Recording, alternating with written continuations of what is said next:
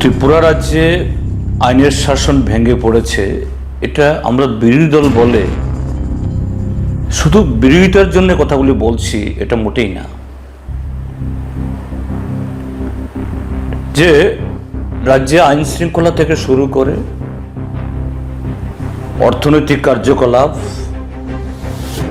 শিক্ষা, সংস্কৃতি, অর্থাৎ সব মিলিয়ে রাজ্যের মানুষ যাতে তার গণতান্ত্রিক অধিকার এবং তার দায়িত্ব পালনে আমাদের দেশের সংবিধান যেরকমভাবে সেই সুযোগ করে দিয়েছে, তা সুন্দরভাবে ক্ষমতায় যে দলের সরকারই থাকুন এটা ভোগ করতে পারেন। আমরা সর্বদা তা চাই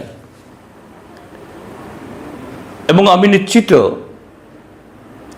সর্বকালে এবং এখনো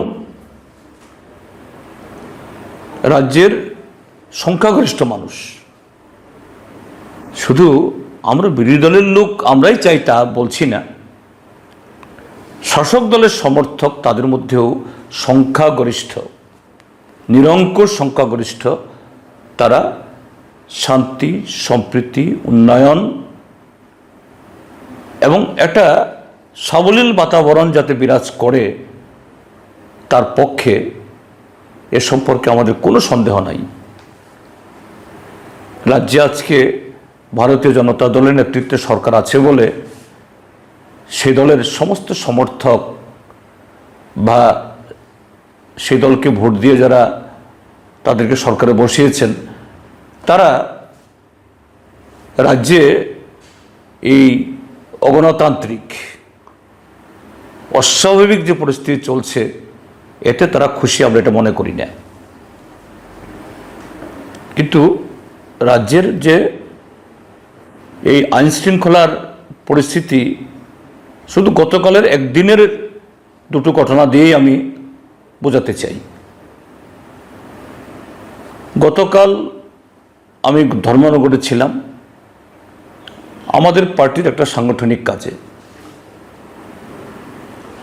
তো এটা কাকতালীয়ভাবে, এটা আমার সাথে আগে থেকেই এরকম প্রোগ্রাম ছিল তা নয়, ধর্মনগর আমাদের যে পার্টি দপ্তরে আমার সভা, সেই দপ্তরেরই হল ঘরে ত্রিপুরা মোটর শ্রমিক ইউনিয়নের ধর্মনগরের মহকুমার সম্মেলন। আবার গতকাল নাকি ভারতীয় মজদুর সংঘ বা বিএমএস, ভারতীয় জনতা পার্টির যে শ্রমিক সংগঠন, তাদেরও নাকি এই ধর্মনগরে এরকম বড় কর্মসূচি, তাদের সে বিএমএসের মহামন্ত্রী না কে যেন উপস্থিত থাকবেন। হয়তোবা এটা এমনও হতে পারে, নাও হতে পারে, টিএমএসইউর তার সম্মেলনে যাতে টিএমএসির প্রতিনিধিরা তাদেরকে আটকানো যায়, হয়তো সে কারণেও করা হয়েছে। কারণ শুনেছি সেখানে নাকি হুলিয়া জারি করা হয়েছে যে সমস্ত শ্রমিকদের যদি তারা রাস্তায় গাড়ি নামাতে চায়, অটো নামাতে চায়, টমটম নামাতে চায়, ধর্মনগরের সমস্ত শ্রমিকদের এই বিএমএসের মহামন্ত্রীর সভা থাকতে হবে, বিএমএসের সমর্থক হন বা না হন। কিন্তু পূর্ব নির্ধারিত কর্মসূচি টিএমএসইউ তারা এটাকে বানচাল করেননি।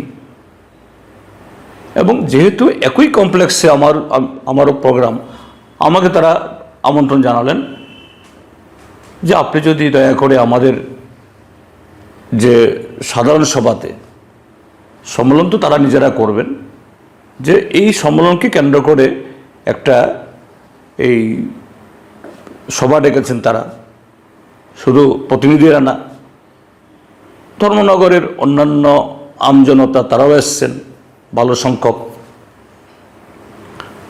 আপনি দেশের এবং রাজ্যের বর্তমান পরিস্থিতির উপর একটা আলোচনা করুন। আমি যথারীতি 30-35 মিনিট আলোচনাও করেছি এবং স্মুথলি মসৃণভাবে তাদের সে সম্মেলন সম্পন্ন হয়েছে। যে বিএমএসের হুলিয়া সত্ত্বেও টিএমএসইউর প্রতিনিধি যাদের হবার কথা তাদের কাউকে আটকাতে পারেনি। সবাই বলা যেতে পারে একটা চ্যালেঞ্জ নিয়ে তারা সম্মেলনে এসেছেন, সম্মেলন করে গেছেন শান্তিপূর্ণভাবে, কোনো ধরনের অন্যথা কিছু হয়নি। কিন্তু অপরদিকে এই মহামন্ত্রীর যে উপস্থিতিতে সভা, আজকে পত্রপত্রিকাতে উঠেছে যে বিএমএসের দুটা গোষ্ঠীর মধ্যে সশস্ত্র লড়াই, প্রায় প্রাণে মেরে ফেলার মতো উপক্রম। একজন বাবুল দেব না কি জানি একজন নাম, ঠিক আমার মনে নেই এখন, তিনি ফেসবুক লাইভে এসে বলছেন 25টা বছর ত্রিপুরার যে বাম জমানা ছিল, আমি বরাবরই এই টিএমএসইউর বিরোধী সংগঠন, অর্থাৎ তখন কংগ্রেস বা বিজেপি ছিল না, বাম বিরোধী সরকার বিরোধী সংগঠন করেছি। কোনো দিন আমার উপর হামলা হয়নি, আমার যে প্রাণ কেড়ে নেওয়ার জন্য এরকম প্রাণঘাতী আঘাত হয়নি, সম্পত্তি ধ্বংস হয়নি। গতকাল বিএমএসের সমর্থক আরেকজন শামসুল হক, তার হোটেল ভাঙচুর হয়েছে, তার জীবিকা এটাকে মানে ধ্বংস করে দেওয়ার চেষ্টা হয়েছে। এটা বিভীষিকাময় পরিবেশ, একই শহর কিন্তু দুই শিবির, দুই চিত্র। একটা শিবির বিরোধী দল শান্তিপূর্ণভাবে কিভাবে রাজ্যের উন্নয়ন এবং শ্রমিকের অধিকার প্রতিষ্ঠা করা যায় সেই লক্ষ্যে সে শপথে সম্মেলন শেষ করেছে। আর আরেকটা সম্মেলন শাসক দল, যারা বিকশিত ভারত, অমৃত ভারতের যারা সৈনিক, এরা একজনের মাথা আরেকজন ফাটাচ্ছে, একজনের জীবন আরেকজন কেড়ে নেওয়ার চেষ্টা করছে। এটা একটা চিত্র। আর একটা চিত্র গোমতী জেলার কাকরাবন। 18 সাল থেকে এই কাকরাবন, সেখানে বামপন্থীরা নিষিদ্ধ। সিপিএমের পার্টি অফিস বারবার আক্রান্ত, কখনো পুড়িয়ে দেওয়া হয় কিছু হলেই, কখনো ভেঙে চুরে চুরমার করে দেওয়া হয়, ক্ষতবিক্ষত অবস্থা এখনো। তো সামনে 9ই জুলাই আমাদের দেশের কেন্দ্রীয় ট্রেড ইউনিয়ন সমূহ তারা বন্ধ ডেকেছে। এই বন্ধ উপলক্ষে তারা একটা প্রচার কর্মসূচি করবে কাকরাবনে। বহুদিন আমাদের কোনো কর্মসূচি করা যায় না, করতে দেওয়া হয় না। এসপির কাছ থেকে পারমিশন নিয়ে গতকাল সেখানে একটা এরকম সংক্ষিপ্ত কর্মসূচি হবে। সে নির্দেশিকা যখন থানায় গেল, কাকরাবন থানাতে, কাকরাবন থানা থেকে মণ্ডল কমিটি তারা জানলো সেখানে একটা কর্মসূচি হবে। আমাদের দেশের শ্রমিক আন্দোলন বা গণতান্ত্রিক আন্দোলনের তাদের বক্তব্য রাখার যে অধিকার, তা ব্যক্ত করার জন্য। কিন্তু মণ্ডল জানিয়ে দিল এই থানাকে যে না, এখানে করা যাবে না, করতে দেওয়া হবে না। কোথায় যে সাংবিধানিক দায়িত্ব পালনে জনগণের ট্যাক্সের টাকায় বেতন নিয়ে যে আরক্ষা দপ্তর মানুষের অধিকার রক্ষায় নিয়োজিত, তারা এই গণতান্ত্রিক অধিকার রক্ষায় তার ভূমিকা গ্রহণ করবেন। সেই আরক্ষা দপ্তরের যে থানার মধ্যে যারা দায়িত্বে আছেন, তারা যে ঊর্ধ্বতন কর্তৃপক্ষ পুলিশের এসপি, ডিস্ট্রিক্ট এসপির পারমিশন থাকা সত্ত্বেও মণ্ডলের নির্দেশে বলে দিচ্ছে যে না, মণ্ডলের পারমিশন নেই এখানে কর্মসূচি করার, কাজেই এটা আপনারা বাতিল করুন। কোথায় চলে গেছে? ত্রিপুরা রাজ্যের মাননীয় মুখ্যমন্ত্রী তিনি প্রায় প্রতিদিন সরকারি অনুষ্ঠানে কিছু লোকজন জড়ো করে তিনি বলে বেড়াচ্ছেন অমৃতকাল, সুশাসন, ত্রিপুরা রাজ্য উন্নয়ন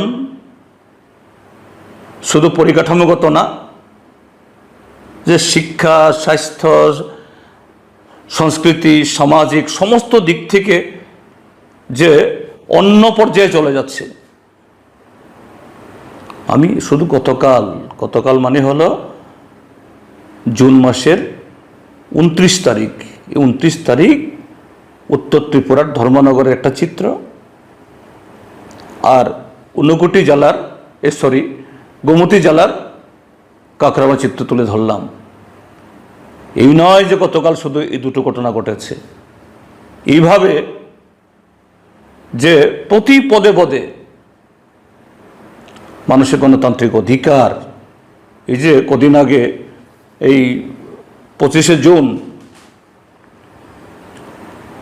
যে 1975 ইংরেজিতে আভ্যন্তরীণ জরুরি অবস্থা জারির 50 বছর পূর্তি উপলক্ষে বিজেপি প্রোগ্রাম করেছে, তার পরদিন আমরা টাউন হলে আমরাও প্রোগ্রাম করেছি।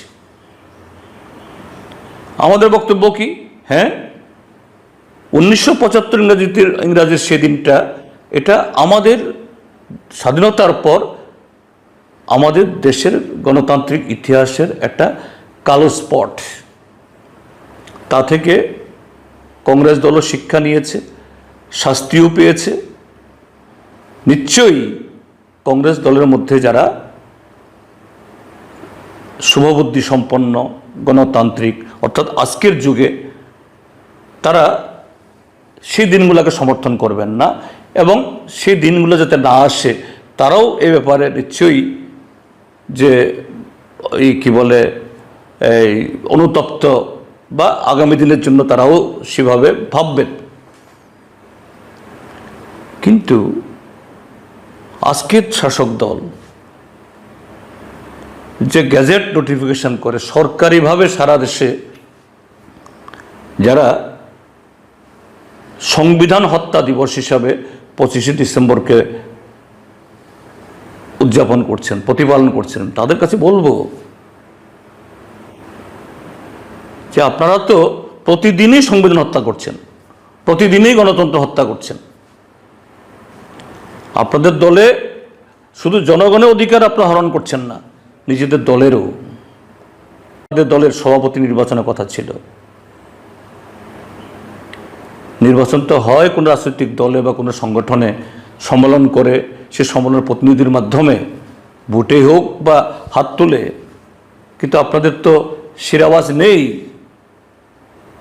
বাইরের থেকে নাকি আপনারা এই অবজারভার, তারপর রিটার্নিং অফিসার নিয়োগ করেন, একেবারে ডাকডোল পিটিয়ে পৃথিবীর সর্ববৃহৎ দল, সর্ববৃহৎ গণতন্ত্র। কিন্তু কি হলো? সেই মে মাস থেকে শুরু করেছিলেন গত বছর, আরেক মে পার হয়ে এখন জুন পার হয়ে যাচ্ছে আজকে, কিন্তু আপনাদের কোথায় সেই নির্বাচন? আর এই নির্বাচন স্থগিত করে সবাই দিল্লিতে, সব দিল্লি পাড়ি দিচ্ছেন বড় বড় সুটকেস এবং পুটলা নিয়ে। কেন? কোনো রাজনৈতিক দল যদি জনহিতে, দেশের হিতে, দেশ নির্মাণে হয়, কেন পুটলার দরকার? কেন বড় বড় বাক্সের দরকার? আমি বলছি না এগুলো, কে বলছে? মুখে মুখে জনগণ বলছে, আপনাদের সমর্থকরা বলছে, পত্রিকা বলছে। আমি জানি না সে পুটলাতে কি আছে, জানি না সে বক্সে কি আছে। এইভাবেই আমাদের রাজ্যে গণতন্ত্রের জবাই হচ্ছে। আইন শৃঙ্খলা একটা ছোট্ট, যারা সব কিছুতে মাতব্বরি করছেন, এদের হাতে চলে যাচ্ছে। তার অর্থটা কি?